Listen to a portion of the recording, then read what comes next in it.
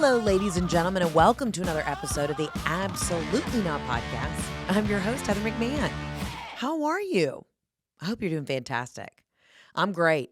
You know, I'm back from Europe. I got a little crisp tan that will slowly fade into the weekend, but we're back. We've got American diarrhea, the usual. We're back at it.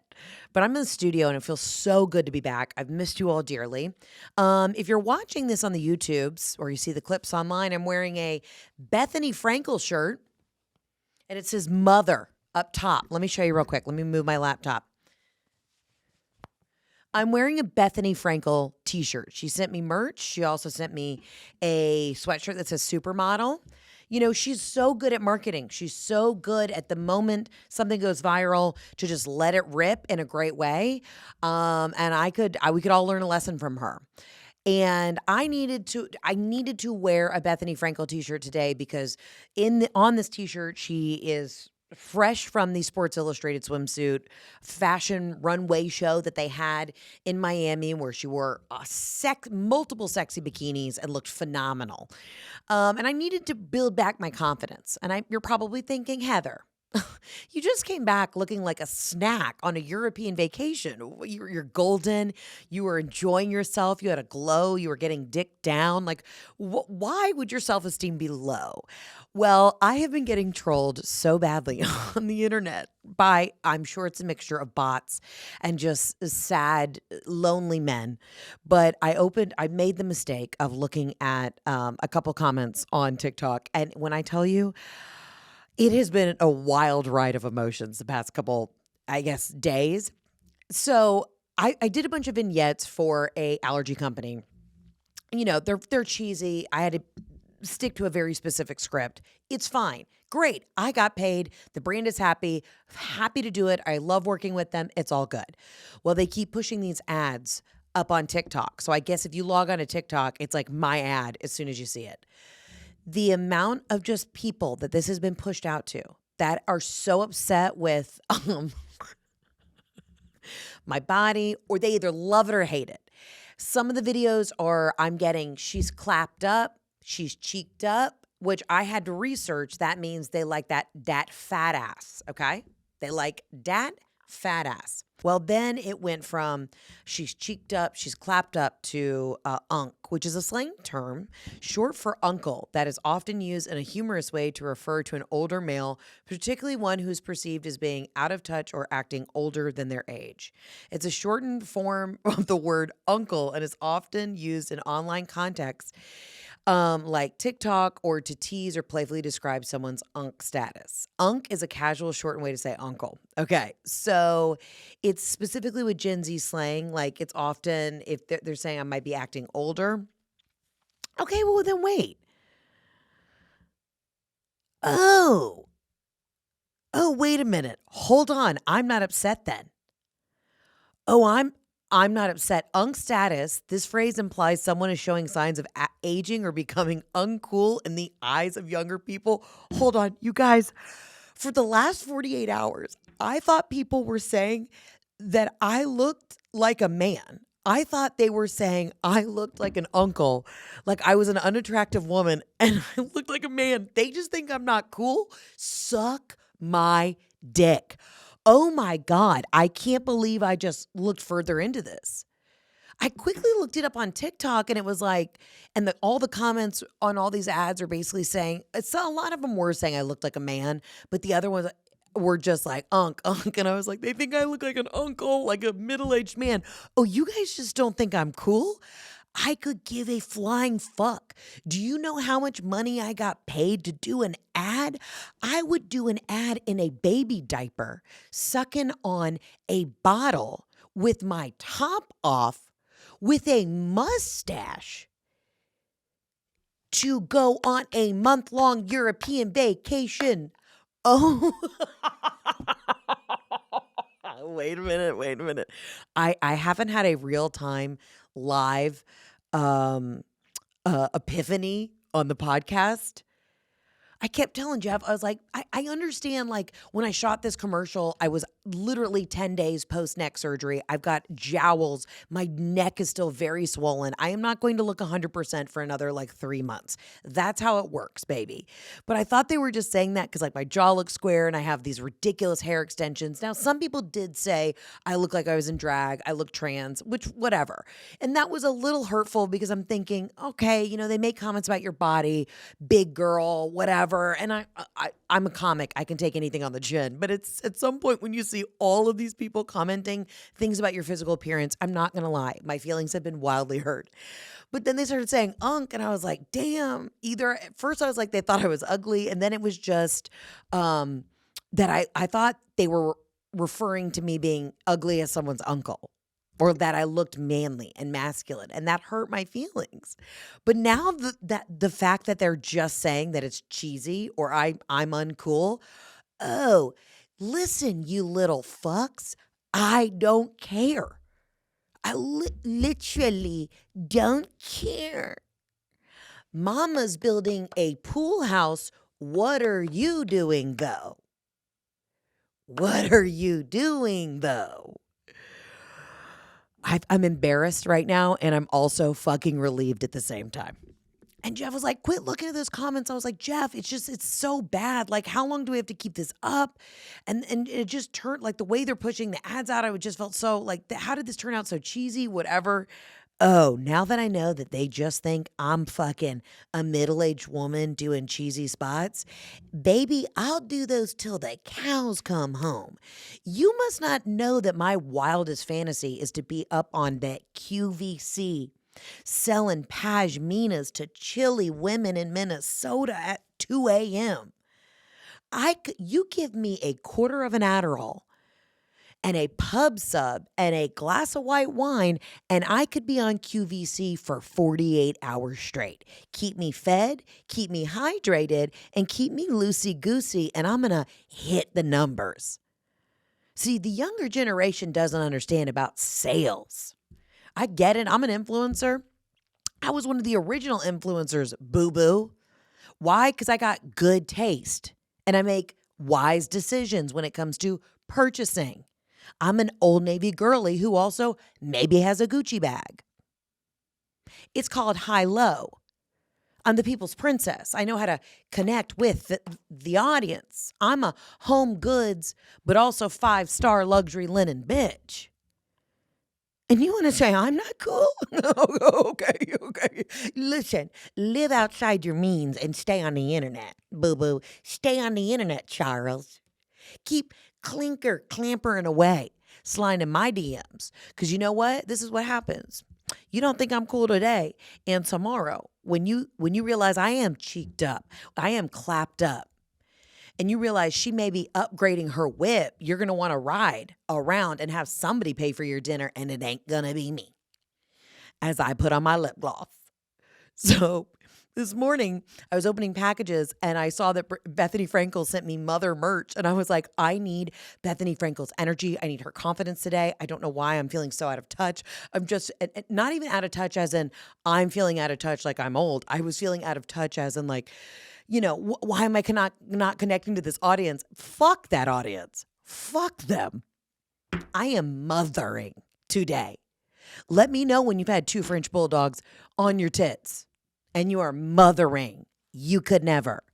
I'll be unk all day long. And honestly, I'm not even pissed anymore if you think that I do look like a man. Because you know what? It's a man's world.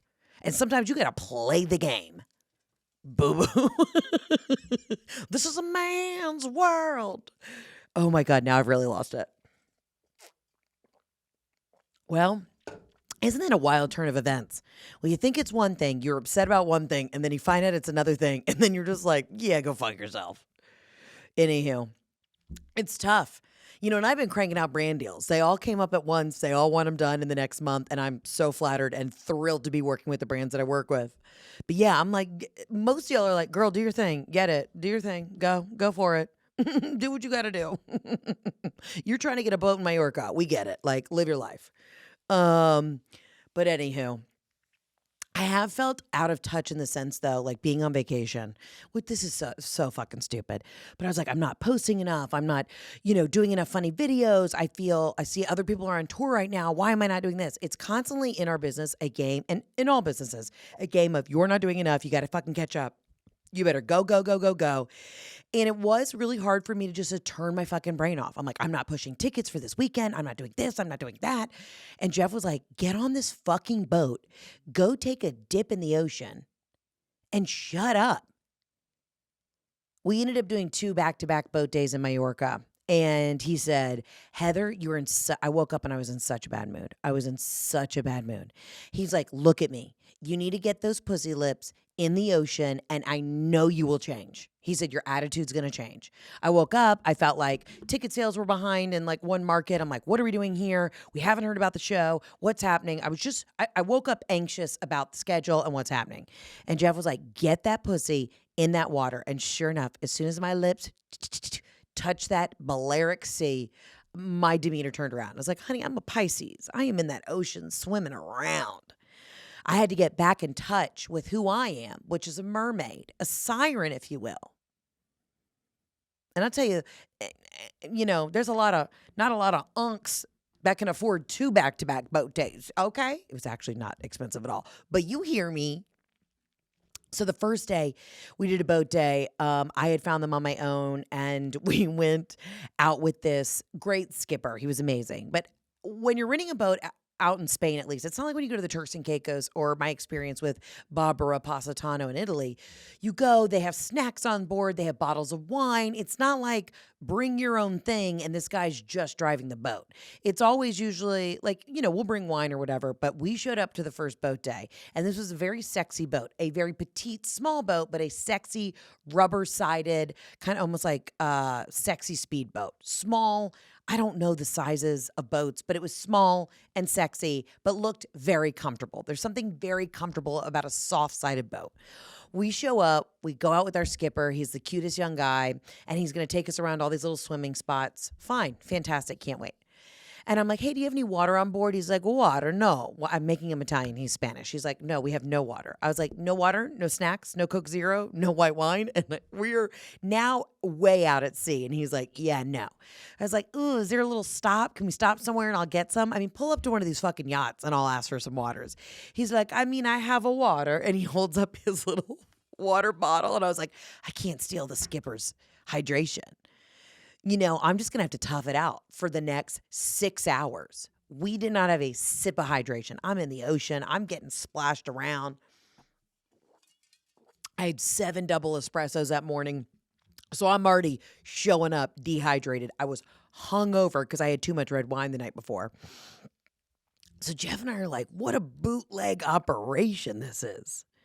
We're like, damn, they didn't tell us to bring anything. Usually when you do a boat day and you're paying a decent fee, they at least have water.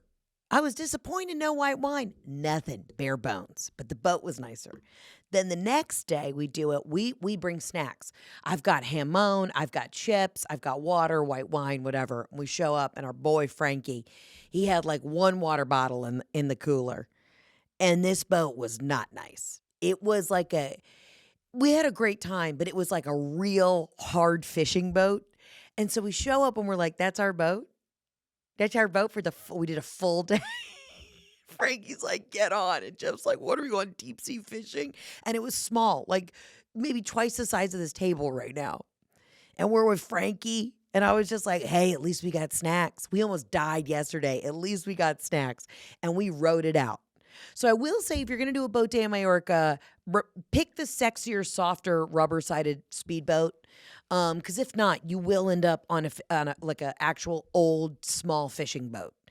That's real clanky, a little rusty, and you're going to go, whatever. We're just going to make it work. But that's what I always need. I need a boat day. I need multiple boat days. I always say the best day is boat day. Boat day is the best day.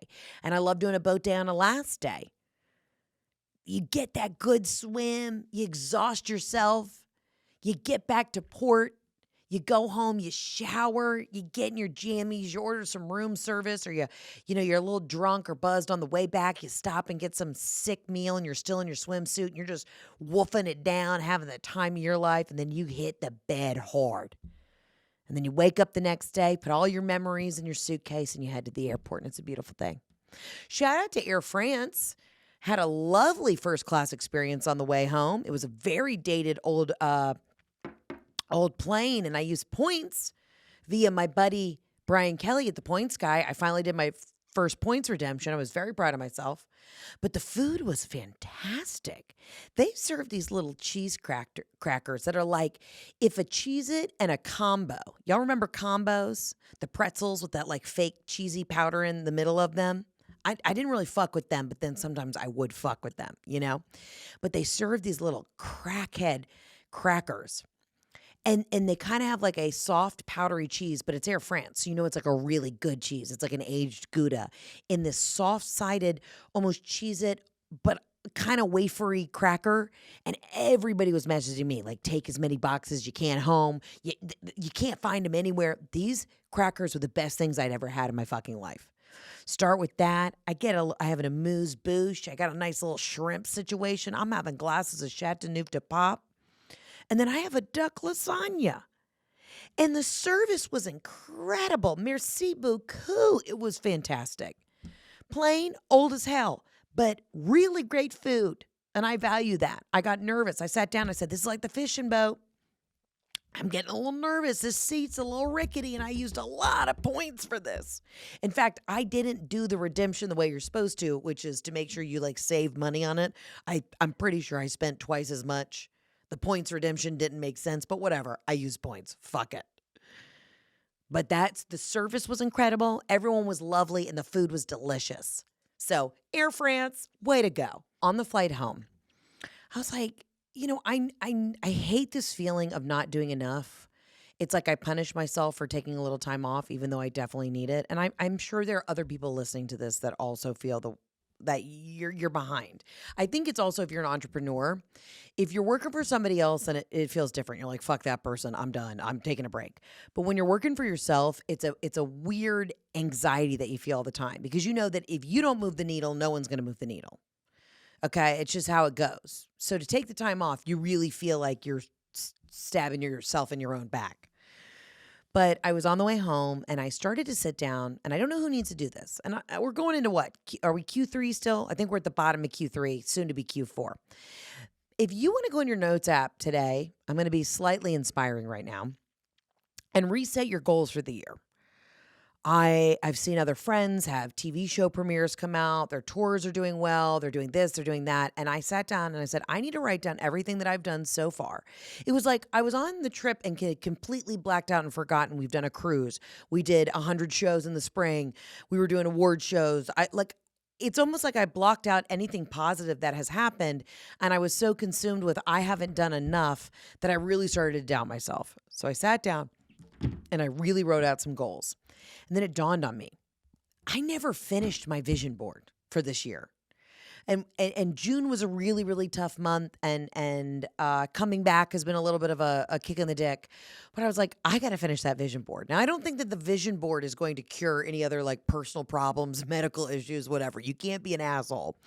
But I walked down the stairs this morning to the basement, and we have this beautiful table. And I saw, I'm like, I've had these magazines and the unfinished vision board on my table since January. What the fuck am I doing? And I don't want to say that it's like bad juju, but I think I kind of fucked myself by not finishing my vision board. So one of the things I'm going to do this evening is finish that fucking vision board. And I started to realign myself with what some new goals were and what were other goals that I still haven't accomplished. And I sat down for an hour while I was eating duck lasagna and drinking Chateauneuf de Pape after I had spent quadruple the amount of points where I should have just paid cash for this ticket. And I said, I'm going to realign and write down my goals. The year is not over. There is so much more to accomplish. I also needed to have a swift kick of reality of you've done a lot. Stop feeling like you're not adequate or not good enough or haven't done enough like the next person. Everybody is in a season of planting the seed, sowing fucking roots, reaping the benefits, harvesting the vegetables. Like right now, the roots are things that are happening behind the scenes, and I need to be patient with it and give myself grace. It was like, what a fucking bitch ass little bitch I'm being right now, being mean to myself because I think somebody's calling me masculine on the internet. I am a little beefy. Okay? My jaw is a little square right now. I did this to myself. But whoever needs to take a second to sit down this afternoon, you don't have to do a vision board. I believe in them, but you don't have to. Sit down, write down what you feel like you've accomplished through the year. And if you're looking at that and you're like pros and cons list of the good things that you've done this year is not long enough, that's okay. We're going to add that to the goals list. So we're going to have, what have we done so far? And what will we still like to do? And it can even be nurture a relationship, reach out to that person that I love, figure this out, squash the beef there, or prioritize this so that I'm not stressed about it. It can be simple. Remind myself to go for a walk, buy new makeup, whatever. But I think the summer got to us. Everyone's running around. Everyone's disconnected. Everyone's doing their own shit. And I feel like this is a good time to sit down sometime this week and just write down, what have I done? What do I want to do? What are my goals? And how can I pat myself on the back for things that I have accomplished and not be so fucking hard on ourselves? And maybe you guys are like, Heather, you're the only one fucking feeling this. All right, you ungrateful little twat. You very well could yell at me right now. But I had to put on my Mother Bethany Frankel shirt today to feel alive, because I don't know why my self-esteem from the internet and just other shit going on has been in the fucking tank. But we're going to turn it around. Let's update this lip gloss. Let's do a little lip gloss and say, don't be ridiculous. I'm meeting one of my best friends, Jared, for some tacos in an hour, and we're back, baby. And we're going to be on the road this weekend ripping jokes. In fact, I'm going to be in Florida, Dania Beach, Florida, Dania Beach. I'm not quite sure, but I'm excited to be at your beach, and I'll be at your improv this weekend. Get your tickets. South Florida. I will not be in South Florida for a hot minute, so you want to get the tickets this weekend. It's going to be so much fun. I'm going to be trying out all new material, running new stuff, getting ready for the fall tour. It's going to be a blast. So I'll see you guys this weekend. But if you live in South Florida, get your tickets now at heatherontour.com. And then after that, we are going all over. I mean, we're going everywhere. I'm going to Denver. I've got a big show in LA. Guys, get your tickets now. I don't want to hear it. In fact, I had somebody at the airport come up to me and she was like, I am such a big fan. Oh my gosh, I am such a big fan. We were chit-chatting. She's like, I'm coming to the show in Atlanta. And I was like, girl, the show in Atlanta was in May. And she was like, huh? And I was like, yes, the show was in May. And she was like, oh my God. Okay, so check the calendar. So I said, come to another city, come to Charlotte that's close by, come to Memphis or whatever. But I will also be shooting another special. So you want to come out to these shows. We're going to be having a freaking blast, but don't wait to the last minute. I don't want to hear it. You're going to bitch and complain. And if you don't see your city that is on the list, we're going to be adding a lot more cities for the spring leg of the tour as well. So I'm getting a lot of threatening messages from hussies from Philly and Boston and Nashville. It is coming. Don't worry. We're just waiting to, get the okay with the theater space. Also, Sacramento. Wanted to remind you guys, hang tight with me on this. Basically what happened was the venue lost funding. The venue went belly up. And we are trying to secure the same weekend at a different venue. You will know as soon as I know. Hang tight. Don't cancel your travel plans just yet. Hang tight. I love coming to Sacramento. It's one of my favorite places to perform. But that venue is no longer working for us. They will be refunding you very soon if they haven't already. So please be patient with that. These are kind of things that are out of my hands, out of my control. So please hang tight. That is all happening. And we'll be announcing that. But there's a lot of exciting things to be happening this fall, and I cannot wait to be back on the road. But y'all come out. I'm excited to see you, and I'm excited to see you in person. So it'll be fun. Well, we got a tour to get excited for. Like, what is this self-loathing bullshit? I hate it. I hate it when I get in this feeling. I mean, I was a little bit internet bullied, which is funny. But now that I know, now that I know that it's like young dudes being either like, I want to smack that ass, or dude looks like a lady, or lady looks like a dude, Or just like, she ain't that all that in a bag of chips, which really just aged me. I don't give a fuck. I don't give a fuck. I did 2 boat days. I didn't have water, but I could afford 2 boat days. How's your job at Subway Sandwich Shop, Trevor? Let me know. Actually, not trying to put down any sort of artisanal sandwich maker, okay? But either way, let me know. Were you on your Nintendo Switch and then jerking off watching my allergy videos? Let me know. You're 27? You're 27 saying, I'm uncool?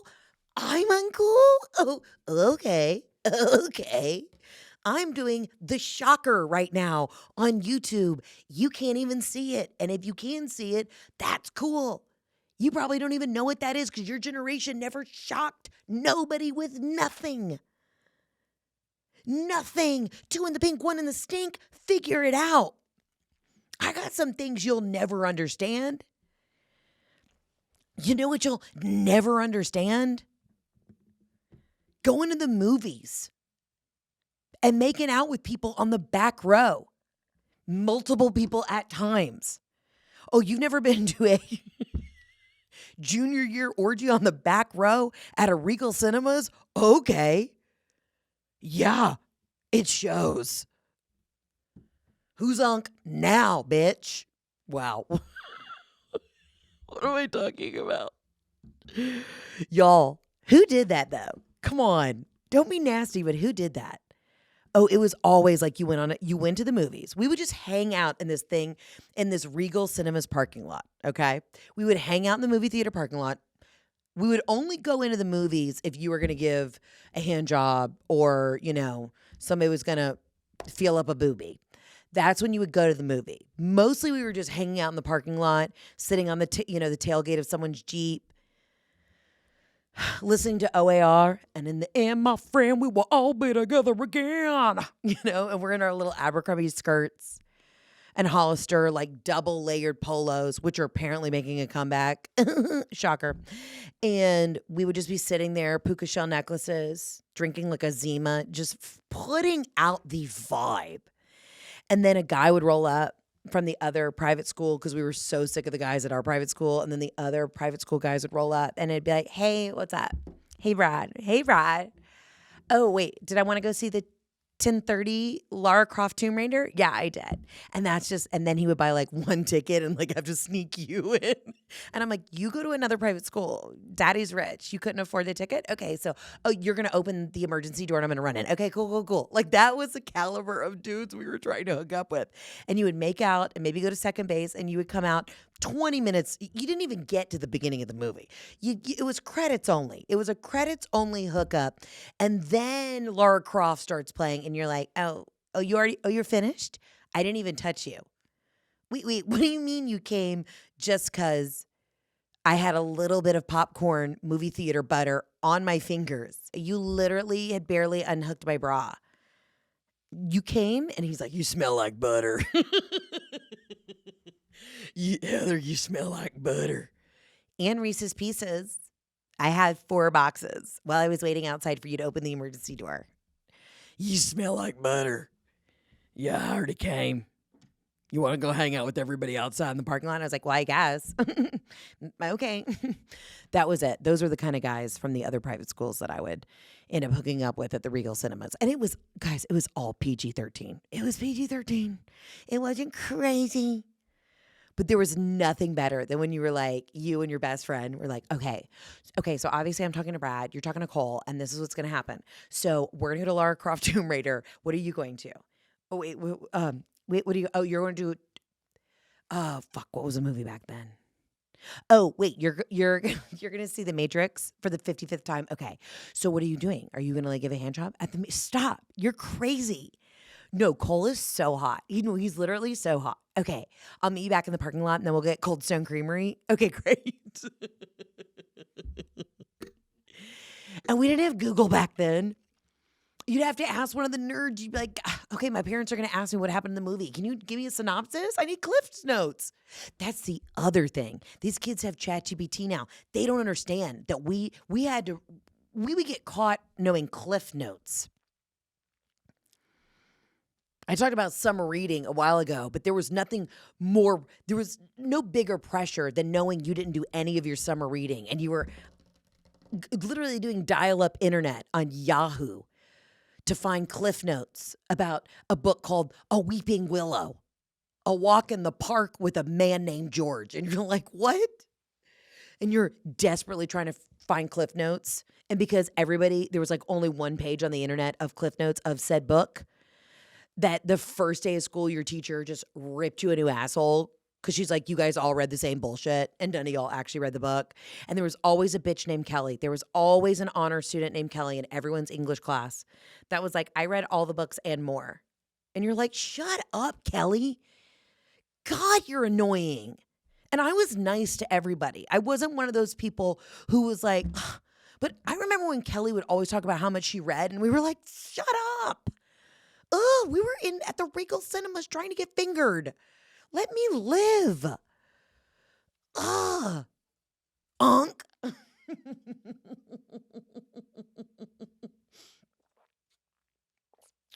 There's always some smart girl named Kelly. And Kelly is doing so well now. She's worth $1 billion and she probably runs an AI firm. But I remember being like, Kelly, stop telling the teacher all the details of the book. If we all sit here and act like we didn't do the summer reading, then we're all punished together. Why do you have to be smart? Ugh. And y'all know what I'm talking about. Kelly or Katie. And they were like pretty. Kind of pretty, but like nerdy. And they always read so much. Ugh. And I was like, listen, girls, we have to stick together. What do you mean Weeping Willow has 8 volumes? You read them all? Bitch, why were you not at Regal getting fingered? Come on. Come on. Oh, my friend's kids went back to school this week, and I know if you're gasping if you live anywhere else but the Southeast, but the kids are already back here, all right? Which is, I do think it's insane. So they're already back. It's a whole thing. And man, texting with my girlfriends, the outfits that they picked out for their kids for the first week of school, it just gets me so excited. There was nothing more fun than going back to school shopping at a Hollister or an Abercrombie or a Gap. I would crush a Gap.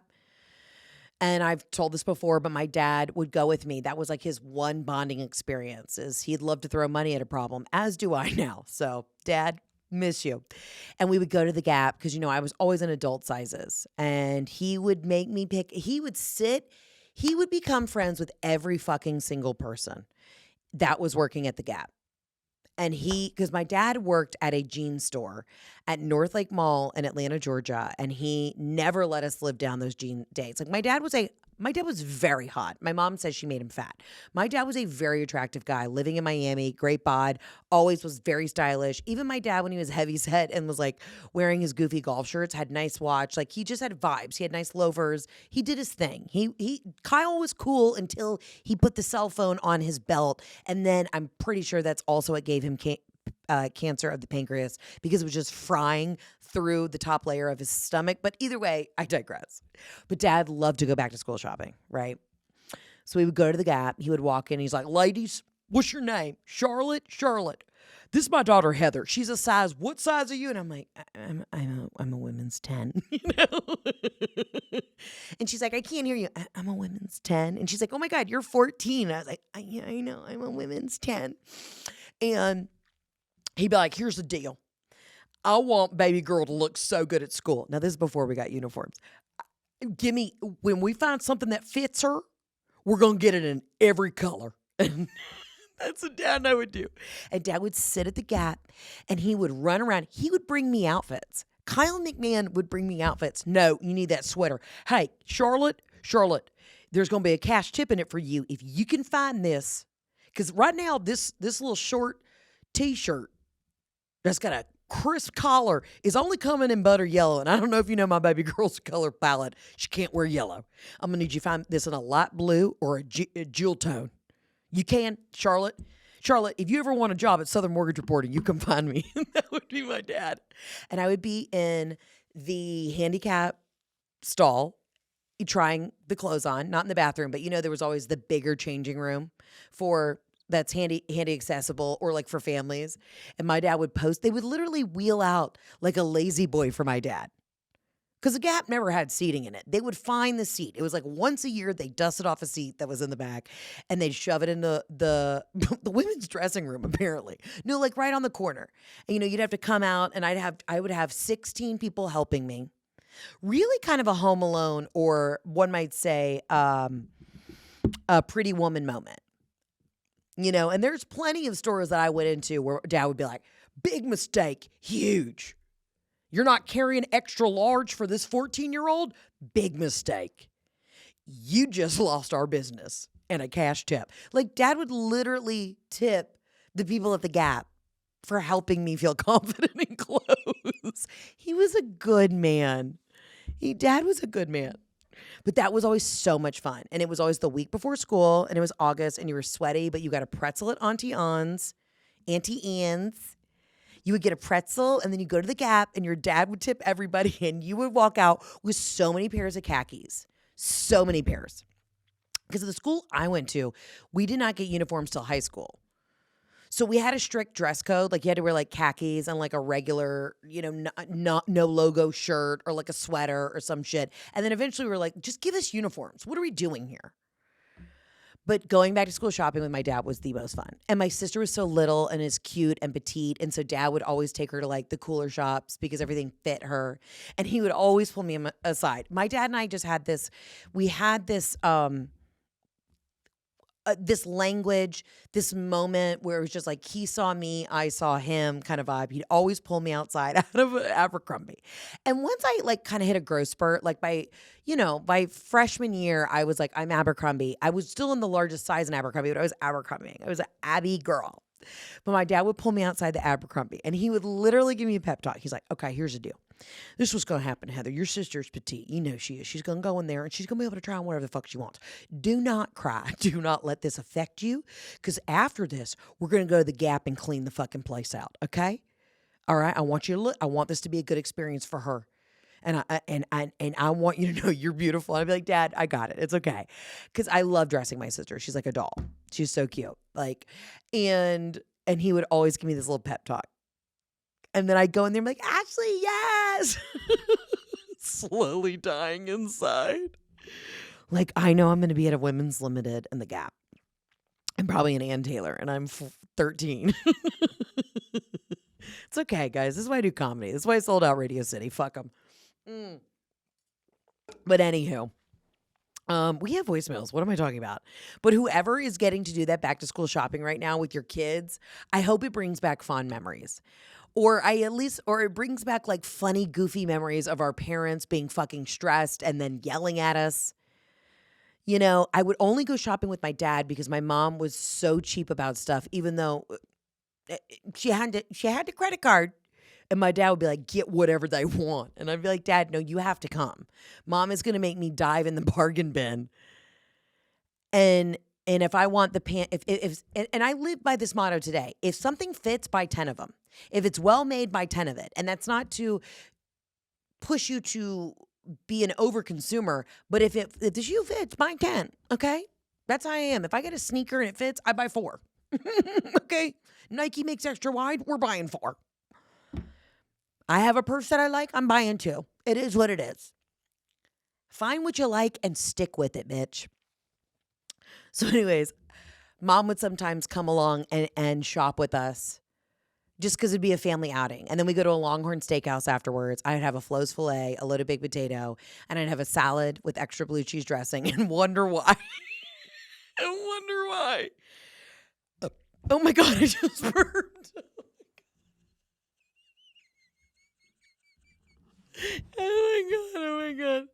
Oh my God, I'm dying. Sorry, I just like had a wave of emotion. Maybe that was my dad coming out of me. And maybe that's why I was always, looking at women's business suits to wear back to school. Oh my God, such fun memories.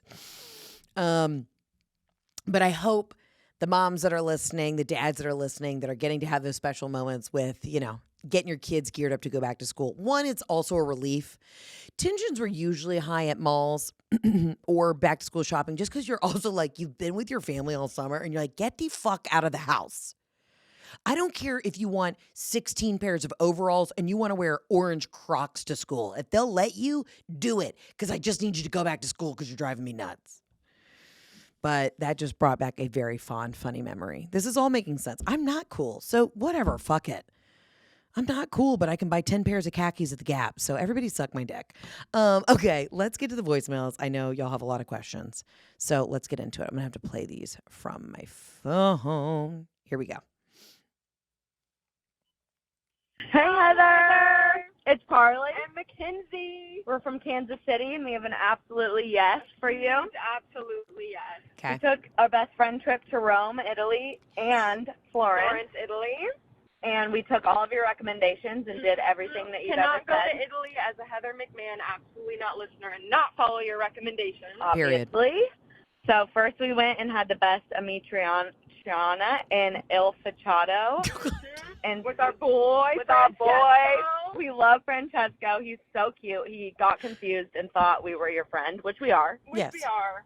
But he just fully thought we were like your friends that we have been besties for forever. And so I just went along with it, to be honest. Mm-hmm. And he gave us the best recommendations for the city, wrote down a gorgeous guide of things to do, and was just so excited to treat friends of Heather with a lot of kindness. With a lot of kindness. So absolutely yes for him Mm-hmm. and that restaurant. In Florence as well. Then in Florence, we went to Trattoria Il Perone. Oh, Yep. God. And our boy, Gianni. Gianni, he just was obsessed with you. And All tiramisu bits on our tiramisu. Uh-huh. Delicious. they bring out the tiramisu and it says tiramisu bitch on it. we were just giggling all in the restaurant with the chef, with Gianni. Took a picture with your picture that is hanging up in the restaurant. We're just obsessed with you, and we're obsessed with all of your recommendations, and just absolutely yes to everyone in Italy. Mm-hmm. Mm-hmm. And their love for Heather. And their love for you. We just really bonded over that. So we love you, tiramisu bitch. Tiramisu bitch. Can't wait to see you the next time you're in KC. Woo! And the Boston show. And at the too. Boston show. We're gonna travel. We're gonna see you all the That's time. those my girls. Girls Okay, trip. they're hammered. They just left Il Falcetto. I love that. This is how I love girls from Kansas City. Girl, we got that, instead of saying Amatriciana, we got that Ami. We got that Amatranch. And we saw your boy, your boy Freddie, Francesco. Girl, we went to that. I don't even know how they pronounce Il Falcetto, but either way, that's amazing. And then you went to Il Perione, which you also couldn't pronounce, which is fantastic. I wouldn't want it any other way. And saw my boy Gianni. Listen, my boys at Perione, when I show up, sometimes I'll just show up unannounced, okay? And a lot of times I'll let them know I'm coming, but there is no greater feeling than showing up unannounced. And then they're like, oh, fuck, we're getting fucked up tonight. Like, Perione is my place. You go down to the wine cellar, we eat, the chef, he speaks so little English, he smokes cigarettes with you outside. In between each round, each course, I go outside, I have a vacation cig, I'm drinking limoncello, I'm opening a beautiful bottle of wine. Those are my people. Those guys came to our wedding after party, like, they're just the tits. And Il Falcetto are new friends. I love them. Tati, if you hear this, she's runs the restaurant and her husband is the chef, and the whole wait staff there, they're incredible. So I just like to go to good places and find good people, and then they're always family. And Jackie Schimmel was giving me so much shit the other week on our episode where it's like, I hate going out, and then you talk to people at restaurants, and of course my defense was, y'all are all fucking boring. I need to know somebody else's story. But I like going out. I like chit-chatting. I like knowing people. I like getting a pulse of the city. I like getting to know what's good. And it's also nice, just a little travel hack, if you go to places and you become friends with the wait staff, and God forbid somebody's leg falls off on the trip, guess what? Now you have somebody local that you can call, and you can say, hey, Gianni, we've had a medical emergency. I tipped you well last night. Hey, do you think you could translate for me and meet me at the hospital? And you'd be surprised. You'd be surprised. It's not just about going abroad and having an international lover. It's about also having an emergency contact, you dumb cunts. An emergency contact. Get that emergency contact. Because the concierge at the hotel doesn't give a flip about you. But you know who's going to have your back? The boy who you're ripping vacation cigs with after his shift when you just ordered a balsamic steak and a tiramisu, bitch. You know who's going to have your back? The crew at Il Falcetto. If I'm local and I got my girl's number, Jeff choked. We're headed to the hospital, like 911. She's showing up on her Vespa. That's family. That's what you do. Nothing brings me more joy, though, than hearing my friends on a best friend trip. I need to have a best friend trip. I've been traveling. Obviously, I'm on the road with my friends, but I need to have just a fun trip where there's no work related. I haven't done one of those with Ray or Tina or anybody where it hasn't been work in a minute. So I'm definitely due for just a friend's trip to just kick back and drink and have a good time and eat and giggle and do all that. But there's nothing better. And to have a friend that you can travel with, there's just nothing better to have a friend's trip.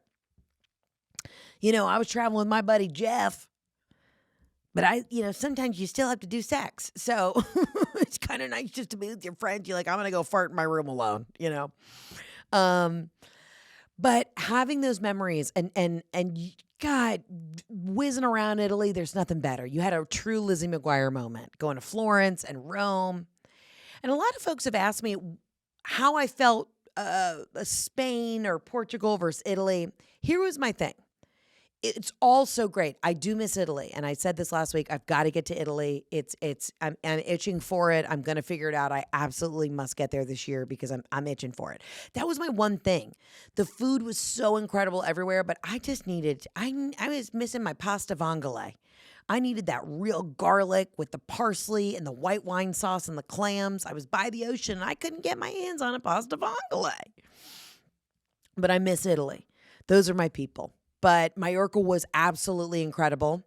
2 hotels I stayed at, the La Residencia, the Bellman, and the Hotel Grand Sonnet, phenomenal.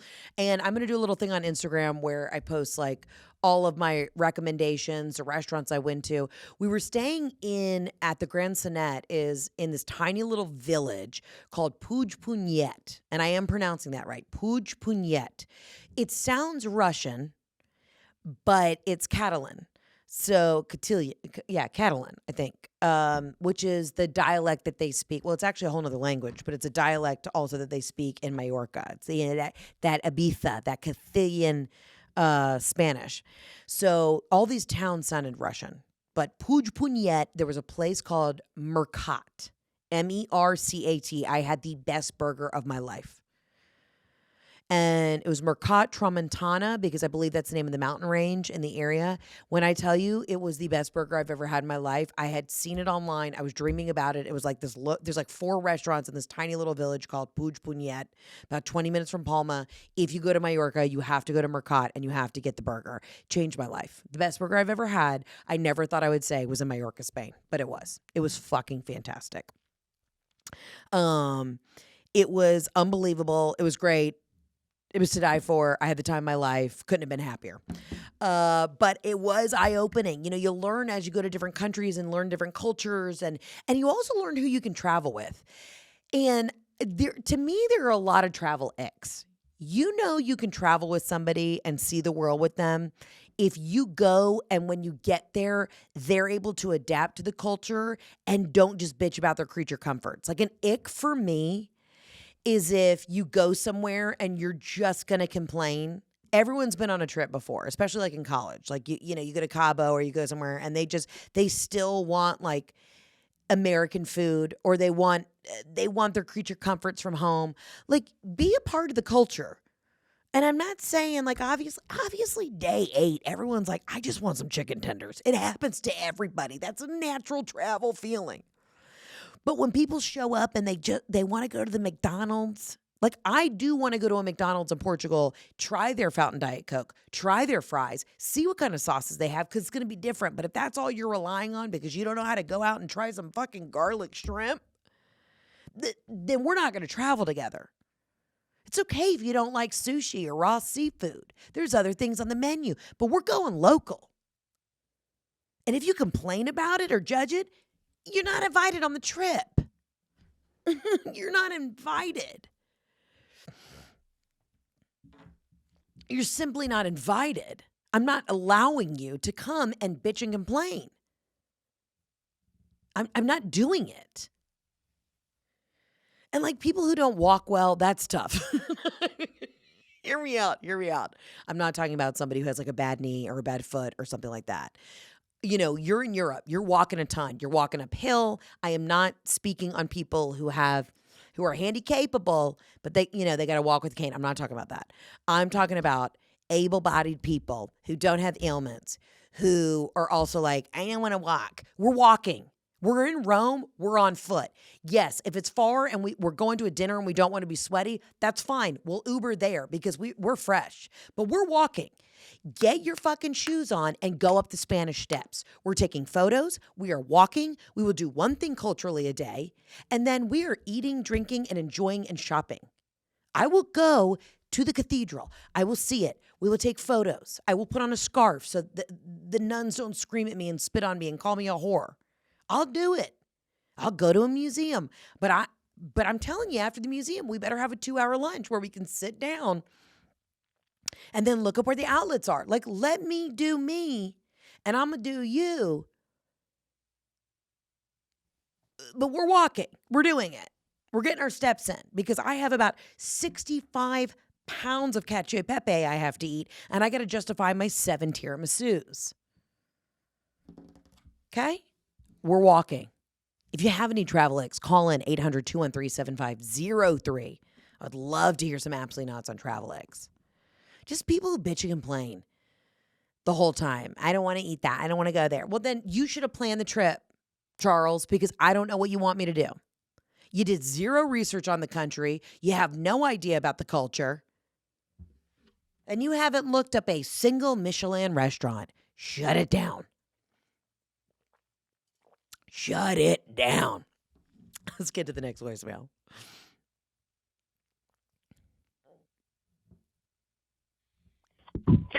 Hey, Heather, it's Alicia from Colorado. I absolutely loved seeing you on the Bamboozled Tour in Vegas and accidentally running into you at dinner the night before. I have an absolutely not about a clear personality flaw I have. Ooh. Absolutely not to the fact that at 37, I still cannot be a good gift giver. It is not my love language. I do not like giving gifts. I do not like receiving gifts. And at 37, I don't want to change. However, 2 of the most important people in my life, that is their love language, my mother and my sister. And they are clearly disappointed in me for not improving on that aspect of my life. So my absolutely not is that my flawed personality trait and that my family can't accept me. However, I need your advice on how I can improve upon this. Do I just get the local florist in their town on speed dial? Yes. Like, what are easy gifts that are somewhat thoughtful but not too complicated for my brain to wrap around? Very much appreciate your insight. Love and light. Alicia, I remember meeting you at that fabulous, I believe it was the Asian restaurant, the dim sum place with the duck. And then we got there and they were out of the duck and Jeff was very upset. But I remember meeting you in Vegas and thank you so much for coming to the show. Or did I meet you at the craps table? You'll have to refresh my memory. But either way, so I hear you. This is also a major flaw for me. And absolutely not is the pressure of giving a gift. I personally enjoy a cash gift. I think just giving people money or a gift card, that to me is not insensitive. Some people may call it tacky. I guarantee if we asked Emily Post how she felt about it, she would say, I'm a horrible Southern woman and how dare I. But I do believe in this day and age, giving the gift of freedom to get what you want and not me tchotchking up your fucking house with another knickknack is a gift in itself. I will say, though, experiences have always been my good gift. I'm like, great, we want to go to a concert. I want to say thank you. I'll buy the concert tickets. You want to do this? Let's go do an experience. I do think you can be very thoughtful in gift giving if you know an artist that they like, even if it's 8 months down the road. Listen, if you buy the tickets and then they can't go to the show, they'll still be able to rearrange it and, sell the tickets, get something that they like It truly is the thought that counts. But I seriously, and I know we've talked a lot about travel. I think giving the gift of travel is it's so empowering. Or somebody's going on a gift this summer. Go on the Away travel website, get them a fabulous new bag, or give them a Delta gift card. To me, if I got one of those gifts, I'm like, keep climbing, baby. We're going. You get them they're traveling somewhere. A gift certificate, or you've gone ahead and prepaid for dinner at a fabulous restaurant and made the reservation and set it up for them. Stuff like that where I'm not great at gifts either, but I am good at acts of service. And I'm like, if you just tell me what you need, I'll show up and we'll figure it out. But that's kind of how you put it together. Also, number one thing that I think Emily Post would agree with me, do find out where your friends live and have their local florist on speed dial. Absolutely. And you never go wrong with sending a plant or an orchid, okay? Sweet Chef Soraya from Hen Mother Cookhouse made me the most amazing food while I was recovering from my neck. I was so down for the count, and she made me soups and all this stuff. So I sent her an orchid, and she was like, oh, that was so thoughtful. Thank you, or whatever. And I was like, no, because I know she's a chef. She is spending long hours at the restaurant. She doesn't need flowers that are going to die in 3 days. An orchid, it's beautiful. It's not messy. It's always a great gift just because it's a great thank you. It lasts for like a year. If you maintain an orchid, that bitch, you're going to have it for generations. And the key to an orchid is you don't put an ice cube on it. That was a lie.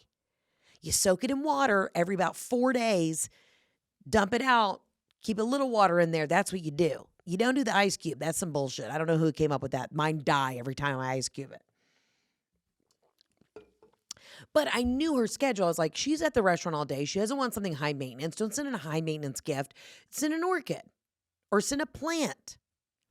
Or you can send thank you gifts in a way that's thoughtful to their schedule and what they do. I'm not great at giving gifts. It's different. A thank you is different than giving an actual gift. I'm not great at it either. And I didn't grow up in a family that were gifters. And we've discussed this at length here on this podcast, so I won't get too redundant in it. It's not a personality flaw. If it's not what you know, you don't know it. I was reading this book that I was annoyed that I read it. My summer reading was called The Psychology of Money. And I honestly picked it up in the Lisbon airport because they had a very small section of a reading that I could read that was in English. It was like that or a book on Elon Musk. I'm exhausted. So I got The Psychology of Money. But the guy did have a really good point in there that, the way people invest in their future is also kind of what they know. Like our parents' generation invested in a different way. It's all about what you know. The Gen Zers are going to invest their money in a different way because of how they know the risks that they're willing to take. Well, it's also kind of gift giving. It's what you know. You're either good at gifts and you're a gift family. Christmases, I've said my dad would give us like, $500 and be like, we're going to Toys R Us, get what you want. And my mom would wrap a bunch of little tchotchkes from Banana Republic because she worked there and got a discount. Like that was it. And I was very fulfilled in that way, but it's what I know. So I'm always like, do you want cash? Thank you so much. I also believe that like giving a gift to someone when they have used their time to help you in a way, cash is always good. You want to palm me $300? And say, thank you so much for helping me move. Here's $300. Take yourself to an Outback Steakhouse. Fuck yeah. Also, your family should know if these people are close to you and they're still expecting some sort of materialistic bullshit, tell them to fuck off. Be like, where's my gift? Oh my God. That's the thing. When people are also expecting gifts, I'm never expecting a gift. I like them. I'll take them. But I'm with you. I'd rather us go to dinner. Just say, hey, I made a reservation for dinner. I'm taking you. I'm feeding you. I'm going to entertain you and giggle you and get you all liquored up. Fantastic. It's experiences. I don't need shit. Just like I don't need the lake house. Well, I kind of was looking at buying a lake house up in like Michigan where the water's clear because of global warming. But regardless, I want to go to Europe. I want to go eat the best burger. Where? In Mallorca. Now, listen, if you want rollerblades, I'll buy you rollerblades. But guess what we're going to do? We're going to blade together. I'm not giving you something that I can't also be a part of.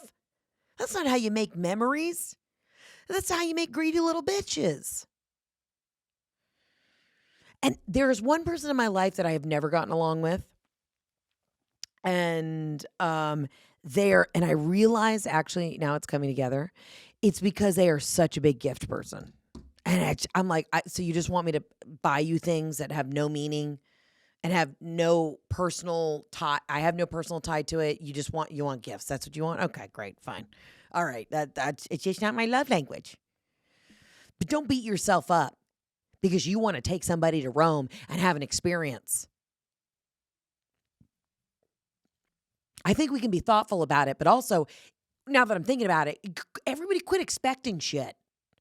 Whatever happened to just $100 and a slap on the ass? Unbelievable. You know what I'm saying? Whatever happened to just job well done, buddy? Cash slid through the palm. Go buy your own shit. Now I'm getting angry. Adding another thing to my plate? Do you know how busy I am? Very. I'm going to South Florida this weekend to tell jokes for 4 people. I'm exhausted. But don't beat yourself up, Alicia. Okay? I think you say also straightforward, hey, I'm not great at giving gifts. It's not my love language, but you know what I'm going to do? We're going rollerblading next weekend. When are you available? Saturday? I'll pick you up at 8. Because you know what I am good at? Icing ankles, because one of us is definitely going to get hurt. Just saying. All right, let's get to the next voicemail. So let me tell you what, I already recorded this shit once and I got cut off. And I know for a fact I have listened to much longer voicemails than mine. But anyway, I'm Chelsea from Silvis, Illinois, which is part of the Greater Quad Cities area. And my absolutely yes is after I saw you in Chicago, I bought a T-shirt. And on the back of that T-shirt said you were coming. Your last show was Bettendorf, Iowa. That is 10 if I'm driving fast minutes away from my hometown. And I am thrilled about this. Hell yes, absolutely yes. I have put so many of my friends onto you because you're funny as fuck. And I invite them to my house. I feed them with wine. I'm like, before you leave, watch this clip. Her husband's golfing again. LOL. But my absolutely not is the tickets to that Bettendorf, Iowa show are not available online. I's not like that because I need to see you, and I have put so many of my friends on. We need to see you. We're teachers, by the way, so we're doing, as you would say, the Lord's work. Please, Heather, tell me where and when can I get? Who do I suck off for these tickets to see you in Bettendorf? Because this is my shit. These are my people. We want to see you. And if you are canceling that show, that would be my absolutely not. Okay, Chelsea, I love you. I love you so much. First of all, we haven't canceled the show yet. We haven't even put it on sale yet. I'm coming to Bettendorf. I don't know how I got bamboozled into doing 2 shows in Iowa after I was there during negative 20 degrees, and I believe it will also be ice cold at the end of November. But I'm coming to Bettendorf. I believe I'm playing a casino in Iowa. This could be the last day we are ever on Earth. I don't know if we're going to make it. I'm excited. When my agent called me about it, I said, you know what? Challenge accepted. Let's go. I don't know if 3 people are going to know who I am, but I'm coming to Bettendorf. The reason the ticket is not on sale, or you can't click on it right now, is because it hasn't gone on sale yet. So Bettendorf, I believe, will go on sale sometime this week, and you can always get tickets at heatherontour.com. Okay, always go to the website. You know, some markets have different sale dates. So most of the markets you can just buy the tickets now. Some are weird. The tickets go for sale like 2 months before the show. Everything's different. Dude, I'm playing Des Moines and we're almost sold out. I've never been to Des Moines, but after I had a harrowing experience at a Walgreens with the man in Cookie Monster pajamas, like, I had a love connection, and I got to go back and find the man at Walgreens, and it's a whole thing. So Des Moines almost sold out. Bettendorf, it could be, I don't know if it's going to be, Chelsea, you and 2 of your teacher friends who, also, I'm worried, don't suck anybody off. You don't need to suck anybody off for these tickets. I'll just give you tickets because I don't think anybody knows who the fuck I am in Bettendorf. Now, Chelsea, if you want to bring all the teachers, we can just do like a potluck. Everybody brings a snack and a beverage, or, and I'll provide the entertainment. We could absolutely potluck this. But Chelsea, those tickets are going on sale, I believe, this week. So just stay tuned to the socials and I'll let you know. Chelsea, I'm grateful that you came to Chicago. I love when people come to multiple shows, and I promise I'm going to do a better job of switching things up. You have your hour, your material that you work, but I love to do 20, 30 minutes of crowd work and get to know everybody. So I promise I'll give you a fresh experience. But Chelsea, everything about you right now, I'm loving this. I'm loving the energy and just the wholesomeness, but also the willing to be a dirty slut and suck somebody off for an opportunity to hang out with me for a night in Iowa. And that's the Iowa spirit. And I think, here I was hesitant, nervous about if I was going to sell well in Iowa, or what that experience would be like. And I've got people like Chelsea willing to literally put her mouth on a random dong for a night with me. And that's dedication. That's fun. And I would put my mouth on a loose dong for not that many people, but Chelsea, I think I'd do it for you. So I think we should go to lunch before the show. I think we should have a moment. DM me and we will coordinate it. I'd love to meet the other teachers who are also willing to be whores to hang out with me, because if there's one thing I can do, it was already kind of a charity case to come to Bettendorf, Iowa, but I also think I could go to lunch with y'all and really I want to understand and feel this Iowan's experience, this spirit. I want to feel that spirit because that's beautiful. And the dedication, the willingness, just the enthusiasm is something I didn't know the Iowa spirit had. And man, I think you're doing a really good job of being a fantastic, positive, optimistic representation of people in your local community. And I can't wait. And honey, let's hit the craps table afterwards. I'll tell you that right now. All right, let's get to one last voicemail and then I'll let you guys get out of here. Hey, Heather, this is Shannon from Atlanta. I don't know if this is a yes or a no, but it's definitely an absolutely. And you will know what I'm talking about. So the other day I was coming home from a lovely vacation, standing in Hartsfield, Jackson, and of course my fiance brought his golf bag, because why travel without your golf bag? Yeah. Can we talk about the line of men all wearing the same shit? It's the khakis or the khaki shorts. And they're all wearing their little Peter Millar polos from whatever golf club they just came from with their buddies, and a hat, and they're looking sunburnt and hungover. And they're waiting for 30 minutes, an hour, for those freaking golf bags. And then there's us, the poor wives, fiancés, girlfriends, sisters, daughters, whatever, just waiting for them and just watching their blood pressure rise.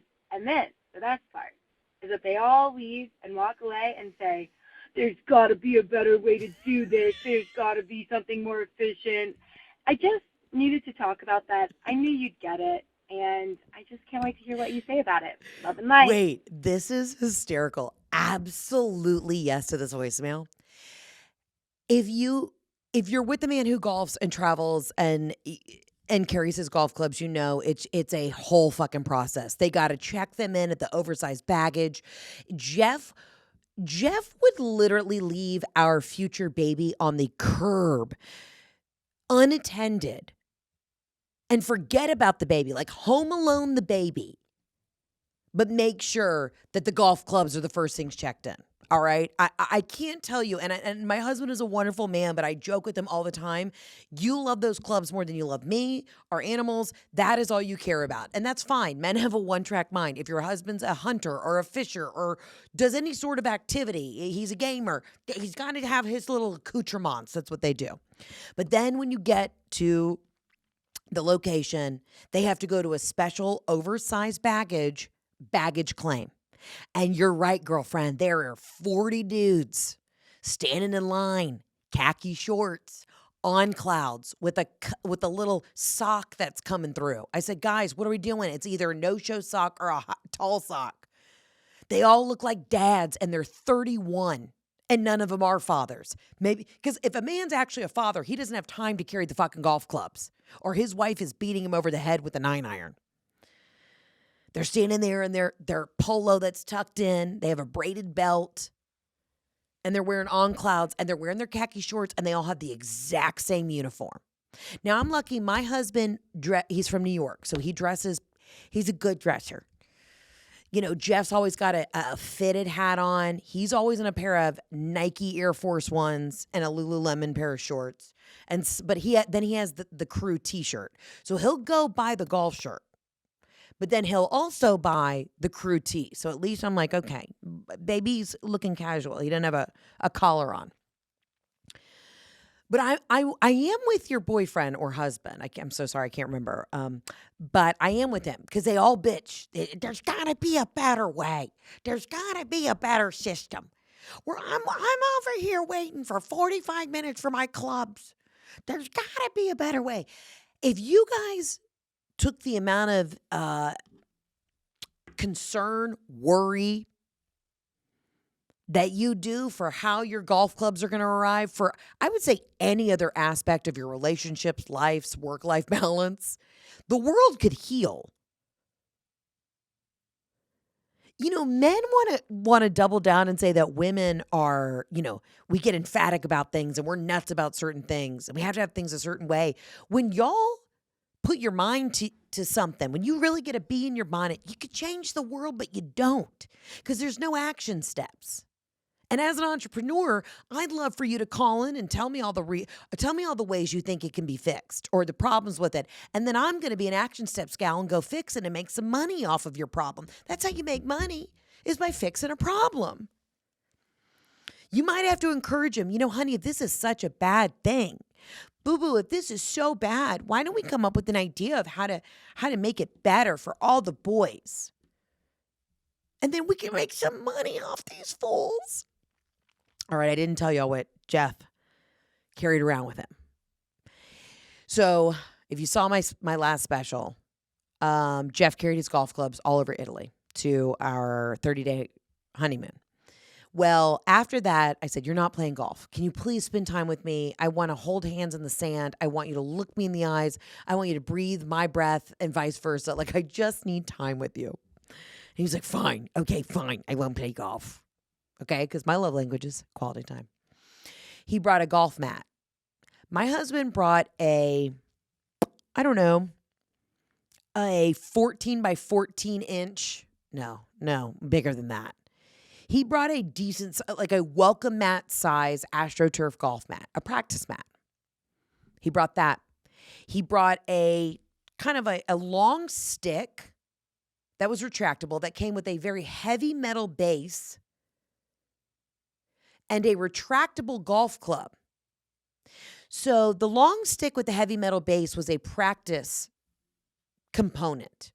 You would put the heavy metal base on the ground, then put the long stick in it, and I guess as you would hit, it would gauge your backswing or some shit, or keep your knees locked in. I don't know what the fuck it was, but it was heavy.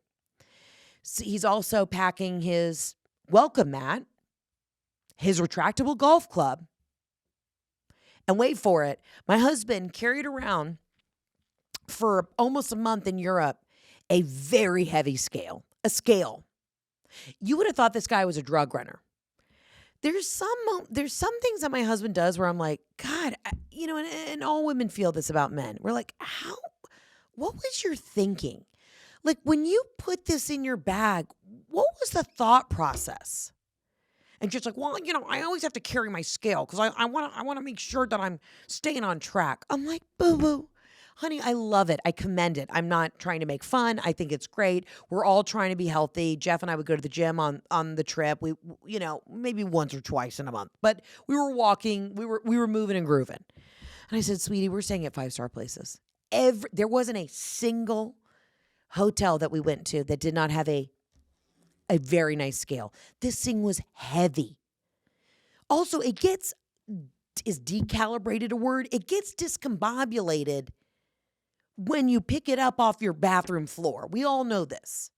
You can't throw a fucking scale in the overhead. It didn't work that way. And my husband, all of his shit was overweight. Everywhere we went, his bags were overweight. And we get to the first stop in Portugal, and he didn't open this one bag. He had 2 giant heavy bags. So we finally get to I don't know, the Douro Valley, and I start seeing all these accoutrements start coming out of the bag. I'm like, we got a scale? We have a 10-pound fucking scale? There's one right there, Jeff. And he did this to me last time. Last time we went to Italy. I'm like, one, I didn't see him get on the scale one time. I don't know if it's like it's a creature comfort or he's got a weird tick, but the scale was never stepped on. I'm like, we're on vacation, honey. What is this? Do we have a disorder? Are we good? He's like, no, I just like to keep track. I'm like, for your bodybuilding competition? You're a very handsome man. Just be on vacation, babe. And I told you the nice thing about Portugal, it wasn't like when you go to Italy and you don't eat a vegetable. There is fiber all over that country. Spain, fiber everywhere. You're eating plenty of fiber. You're staying thin and loose because you're taking a nice shit every day. So Jeff not only is carrying, I mean, listen, I can't be mad at the practice mat and the club and the other thing, but when he couldn't believe that his bags were overweight on every fucking EasyJet airline, because, you're bouncing around, he's like, I can't believe they overcharged me for that. I'm like, because you got 70 pounds of dead weight in the bag. But back to the golf clubs trying to travel and the baggage claim, I get it. I do want to say right now, and this is a great way to close it all out. I have also really upset the male community on TikTok. We posted a clip from the last special Breadwinner. I do a 20-minute tangent about men playing golf versus women's hobbies. It's a whole thing. You don't want to post a 20-minute clip on TikTok. I post the one joke. If it takes 9 hours for you to play a round of golf, then you better come on with a 401k, dental insurance, and a paycheck. That's the joke. Women scream. Every woman's in the comments. Yes, girl, you get it. I don't know how I ended up on like 47-year-old man TikTok, the men that are DMing me that are so angry. So I'm getting angry messages of people from the ad that I did. And then on top saying I'm not cool. And then the other end, I had a man comment, if we're spending 9 hours at the golf course, maybe you could spend 9 hours at the gym. So then I'm like, okay, this man's saying I need to lose weight. Got it. Check. Got it, Bruce. Got it, Bruce. Got it. I got it. And then another man, let me read you some of these. You're going to be like, whatever happened to just a light giggle? Oh, hold on. And then I realized, I was like, oh, I forgot. And now this video is blowing up, the comments. And all the women are like, yeah, 9 hours and then come home and take a nap. 9 hours and you come home drunk. Like, it's just insane that they don't understand that this is a joke. This is my favorite. So does our normal 50 to 60 hours that we work Monday to Friday not count then? Just ask him because I have a tea time tomorrow morning. Okay, so I grind out all week for you, and now you want to be a fucking bitch and not let me play my round of golf. Oh, by the way, Touch, it only takes about 3.5 hours to play golf. It's